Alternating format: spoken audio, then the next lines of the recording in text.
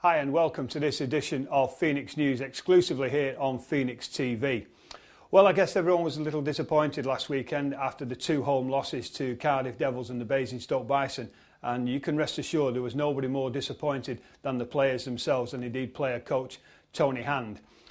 Now, the players have been back in training today on Wednesday, and they've been working very, very hard on ironing out some of the mistakes that were made, particularly on Sunday night against the Basingstoke Bison. And Tony Hand has had a number of meetings, a couple of one-on-ones with a couple of players and a couple of groups of 2 and 3 to iron out the errors that were made and hopefully get them corrected. And there's also been an extensive review of video footage, particularly from Sunday night's game against Basingstoke. So hopefully, fingers crossed, the Phoenix will put on a better show this coming weekend when they've got 2 more tough games in the BMI Baby Elite League.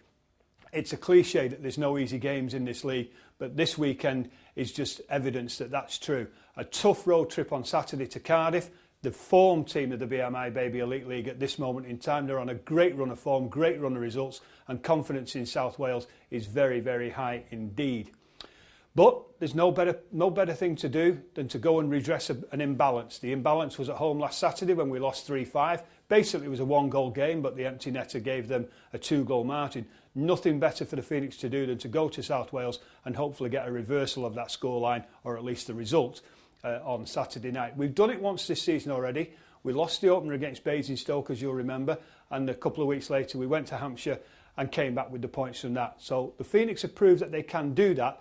Let's hope they can go out and do it again on Saturday in Cardiff.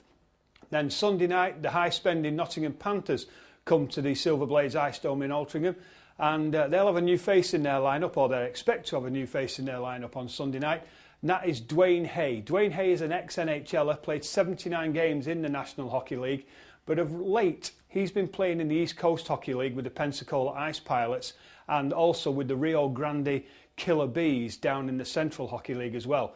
And Dwayne Hay missed a large chunk of last season with an injury, so we'll just have to wait and see how big an impact he can make in the Panthers lineup when we go head-to-head with them on Sunday night. Dwayne Hay, of course, coming in to replace PC Druin, who was released earlier last week.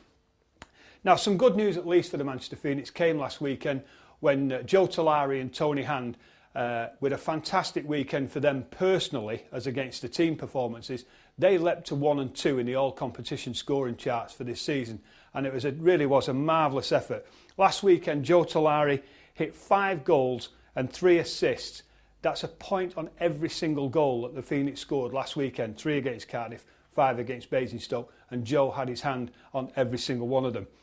And that superb haul pole vaulted him to the very top of the tree with 22 goals and 15 assists, 37 points so far this season for Joe Tolari. A magnificent effort indeed.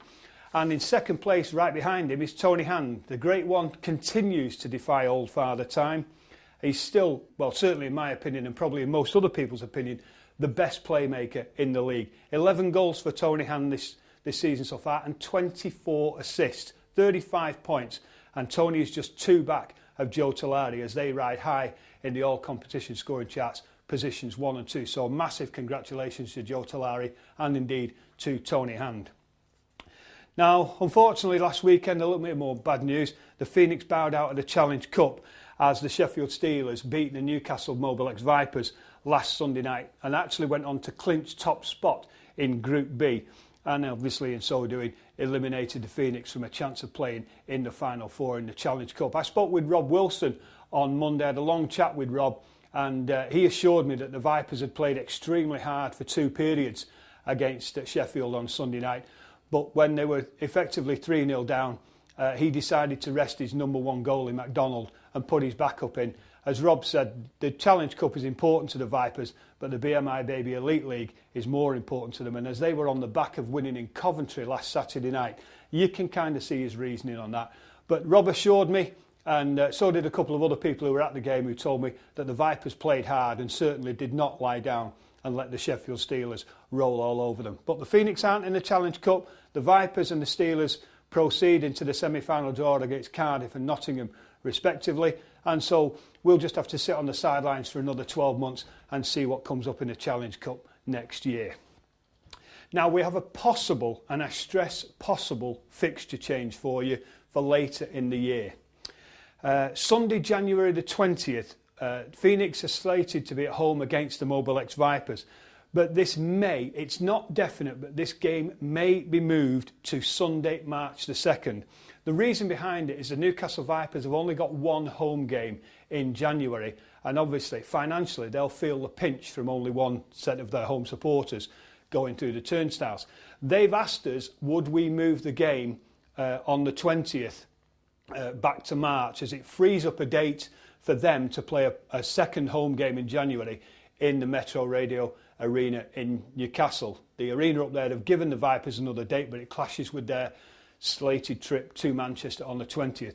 So we're going to try and help the Newcastle Vipers if we possibly can. Now what it means is we've got to try and move some junior fixtures around so that we can take our game from the 20th of January back to March the 2nd. It actually would help us because we've only got 2 games in March at this moment in time. So if we can do this, it would give us 3 games in March, which gives you guys obviously a little bit easier cash flow in January so soon after Christmas. But we'll keep you posted on that. That is not definite. I must stress that. This is only a proposed fixture change, and we'll bring you more on that.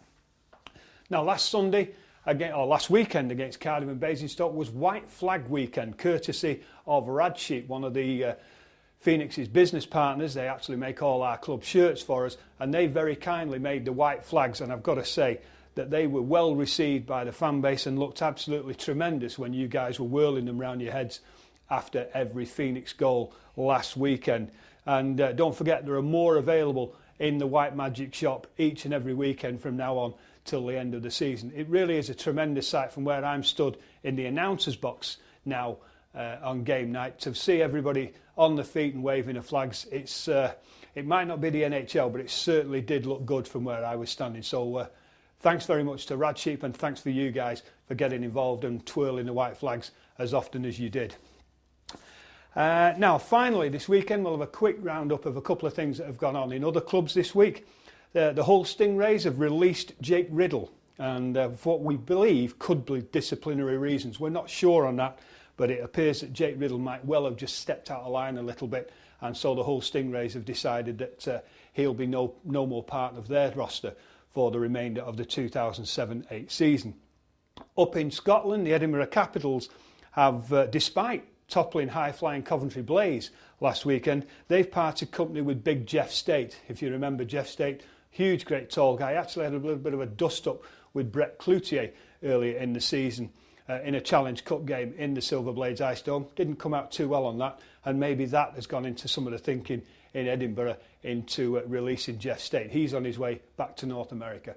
And also on his way back to North America is former NHL star Dean Melanson from the Basingstoke Bison. He's left Bison to return to North America for medical reasons, and it really is a shame because Dean Melanson was probably one of the classiest players on the ice in the league this year. You only had to look at him to see that this guy had played at a very, very high level and could play the game of hockey. He hit hard, his passes were tape to tape, and his positioning on the ice was absolutely superb. But he'd suffered some medical issues, and under medical advice, he'd actually played on a bit too long in how shall we say, in deference to the medical advice. But he was willing to play on to help the Basingstoke Bison cause, and all power to him for that. But he's now taken the medical advice and returned to North America. Coming in to replace him on the Basingstoke roster is former Phoenix defenceman David Vickerdale. He, of course, was released by the Coventry Blaze a couple of weeks ago as they took KC Timmins from us when we released KC in order to bring in Luke Staffaker. So David Vickerdale replaces Dean Melanson in Basingstoke. Well, that's about it for this wrap-up this week here on Phoenix TV News. I hope you've enjoyed it, and join us next week where we'll bring you more from within our club and also from around the league. Thanks for joining us.